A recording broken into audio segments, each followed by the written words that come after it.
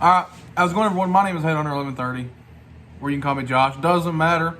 However, today I'm here to talk about Phasmophobia, the console release for it. So, I was originally introduced to Phasmophobia by my cousin in 2022, early 2022.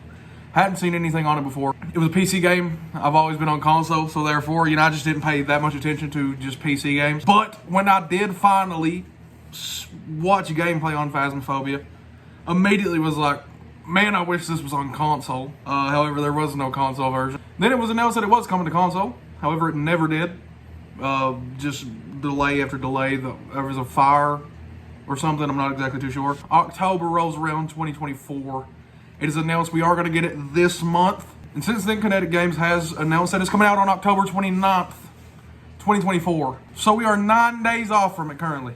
I'm just going to talk a little bit about it because there's a lot of stuff that has come out since, I guess, the release date was announced that maybe some people don't know. I didn't know until I looked into it. And that's what I'm here to talk about today. Okay, so I'm reading from an article from ScreenRant.com. I guess I'll leave the link to it in the description. However, I'm going to read everything that's in the article. So to start this, before I start reading into this, if anybody's watching this and you're not subscribed, make sure you slap that subscribe button. I'd appreciate it. It's free, helps me out a great deal, and I do something every day, whether that be a video, a short, or a stream. And obviously, when Phasmophobia drops on the 29th, I'm going to be doing a crap ton of content over it. So yeah, make sure you subscribe. But without any further ado, let's get into this this article. So it says, during an exclusive okay, this is not starting off good. During an exclusive press preview, Kinetic Games announced that Phasmophobia is arriving on consoles right in time for Halloween. The indie hit ghost hunting and horror game started as a COVID project and has sold over 20 million copies and won multiple awards since its release in 2020. The game is a solo or cooperative experience, meaning you can play with others, where players are tasked with uncovering the ghosts haunting different locations through the use of paranormal investigation tools. Little fun fact, I did my fair share of ghost hunting. However, the only piece of equipment I ever got was one of these bad boys, EMF detector. Ghost hunting is expensive. I paid $25 for that little thing. That's crazy. And you're looking 100 plus for the stuff that you see in all these YouTube videos. Phasmophobia will launch on PS5, PSVR 2, and Xbox Series X and S on October 29th, 2024, and will cost a whopping $19.99. Less than what I thought it was going to cost. However, I didn't even know that they've actually raised the price on Steam as well. I thought it was going to charge like $40 at the least. Good to know it's only going to be $20. A Switch release is not in the works at this time. At a press preview event, Kinetic Games spoke about what fans could expect when the game officially arrives on consoles. Besides giving fans a new way to play and reaching the console audience, the console version adds several exciting updates and is working on even more content and features. And I'm not going to sit here and act like I'm in the know-all of Phasmophobia. I have zero clue on pretty much anything, right? Besides the videos I've watched from my cousin playing it, and he plays on, he's got a couple videos on VR, and then a couple on just like keyboard and mouse. So I'm just about as new to this as you can be, but nonetheless, very excited. Fans will be happy to know that when Phasmophobia launches on consoles, it will include crossplay across all platforms, including Steam, and will even allow players to transfer their progress from the PC version. So, PlayStation 5, Xbox Series X and S, and Steam. Crossplay together from launch. Multiplayer will also be implemented from day one, allowing up to 4 players to work together to uncover ghosts and hauntings across 13 locations. I thought, to be honest, there were more locations than that, but apparently not. One more time to touch on the crossplay aspect of it. I didn't think personally that they would have crossplay at first. Thought maybe like a couple updates into the future, maybe, but I guess it's what you get when you get an extra year for development and everything. So it's good to have crossplay on launch. The console edition brings a new feature to the game in the form of community goals. These goals challenge the whole community to work together to unlock certain features and rewards, similar to the community system in Helldivers 2.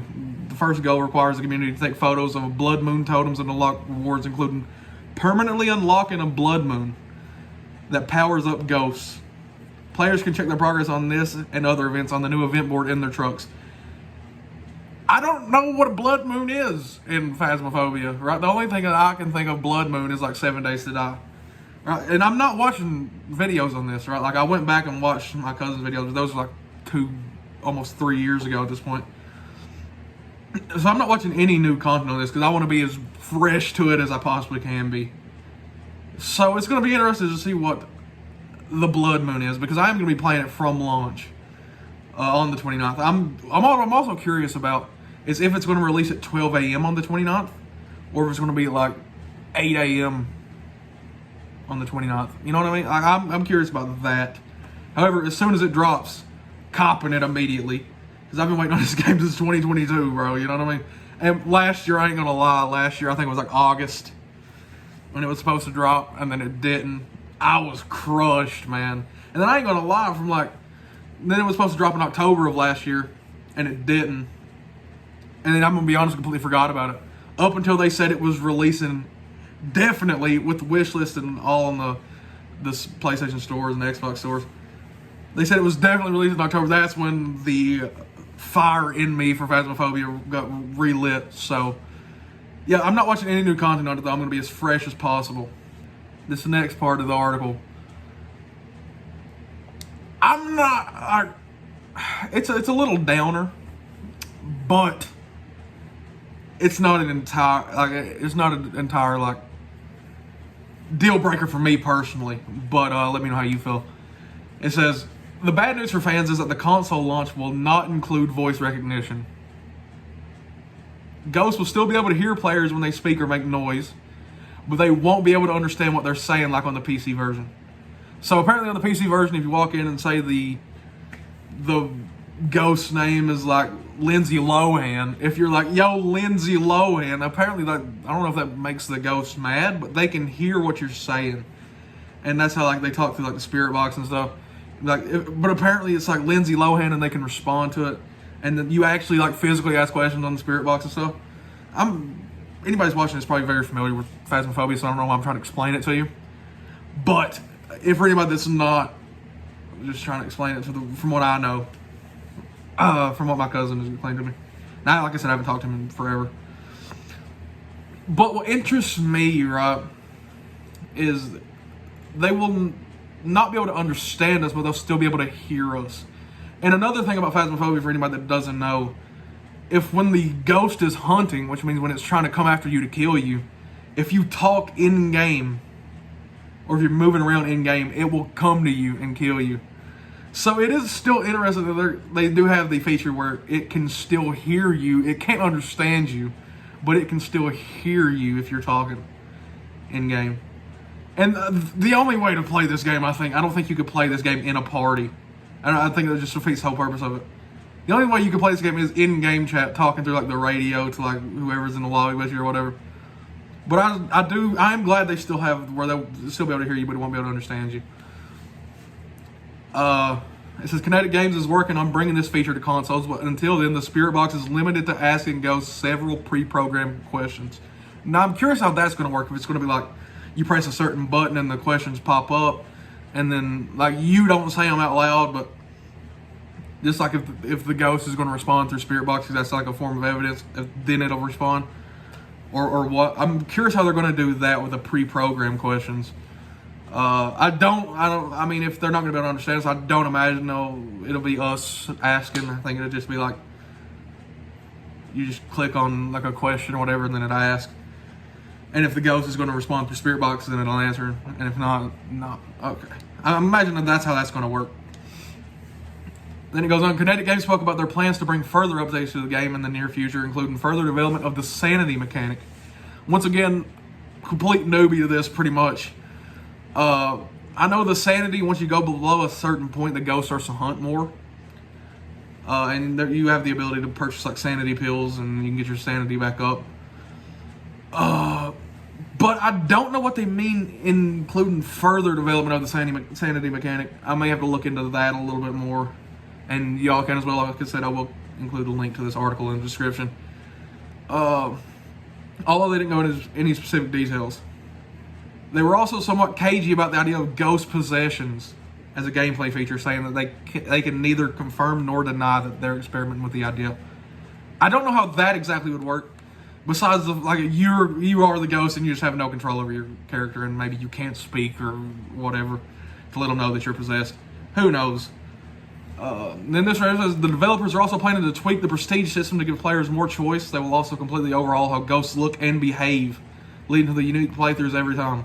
One thing updates will not do is add any ways to fight back, wanting the game to maintain that feeling of helplessness when facing the various ghouls and ghosts. Fans can expect more Phasmophobia updates as the hit horror game settles into its new home on consoles. So, I do think that I think the only way that you can fight back currently is like through the crucifix and the smudge. But like physically like hurting a ghost, I don't think that should be added.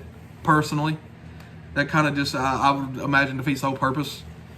You got a full 4-person team. I mean, just going to jump the ghost, bro. You know, poor Margaret from down the street, she's not going to stand a chance.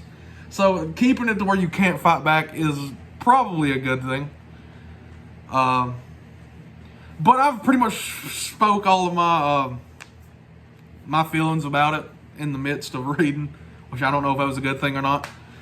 But like I did say, I'm going to leave the link to that article in the description, and y'all can look into it and if you want to, even though I did read everything that was in that article just then.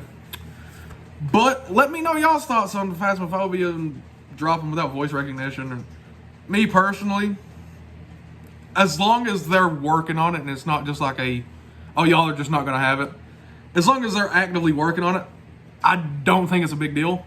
Now, if they was like, yeah, we're dropping Phasmophobia, but you're just not ever going to have voice recognition, then I could see that would be a problem. But let me know y'all's thoughts, man. Make sure anybody in here, like I said at the beginning, is not subscribed. Make sure you slap that subscribe button first and foremost. Make sure you slap that like button as well. Both equally free. Both help me out a great deal, and I do something every day, whether that be a video, a short, or a stream.